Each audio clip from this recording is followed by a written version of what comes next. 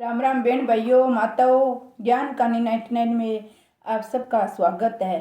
चैत शुक्ल पक्ष की दूज माँ ब्रह्मचारिणी का नवरात्रा, तो मैं इसकी कथा सुनाऊंगी। शारदीय नवरात्रे के दूसरे दिन माँ दुर्गा के ब्रह्मचारिणी स्वरूप की पूजा करनी चाहिए। ब्रह्मा का अर्थ तपस्या है। माँ का ये रूप अपने भक्तों और शिरों को अनंत फल देने वाला है। इनकी उपासना से तप, त्याग, वैराग्य, सदाचार और संयम की वृद्धि होती है। शास्त्रों में ब्रह्मचारिणी का अर्थ तप की चारिणी यानी तप का आचरण करने वाला बताया है। देवी का ये रूप पूर्ण ज्योति में अत्यंत भव्य है। इस देवी के हाथ में जबकि माला है, बाएं हाथ में ये कमंडल धारण किए हुए हैं। मान्यता है कि पूर्व जन्म में इस देवी ने हिमालय के घर पुत्री के रूप में जन्म लिया था। नारद जी के उपदेश से भगवान शंकर को पति रूप में प्राप्त करने के लिए घोर तपस्या की थी।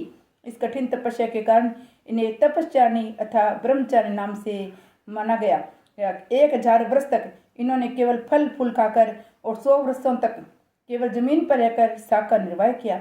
कुछ दिनों तक कठिन उपवास रखे, खुले आकाश के नीचे वर्षा और धूप के घोर कष्ट सहे।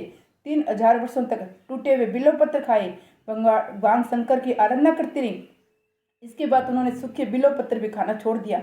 कई हजार वर्षों तक निर्जल और निराहार रहकर तपस्या करती रही। पत्तों को खाना छोड़ देने के कारण इनका नाम अर्पणी पड़ गया। कठिन तपस्या के कारण देवी का शरीर एकदम क्षीण हो गया। देवता, ऋषि, सिद्धिगण, मुनि सभी ने ब्रह्मचारिणी की तपस्या का अभूतपूर्व पुण्य करते बताया, सराहना की और कहा, देवी आज तक किसी ने इस तरह की कठिन तपस्या नहीं की। ये तुम्ही से संभव थी। तुम्हारी मनोकामना पूर्ण होगी।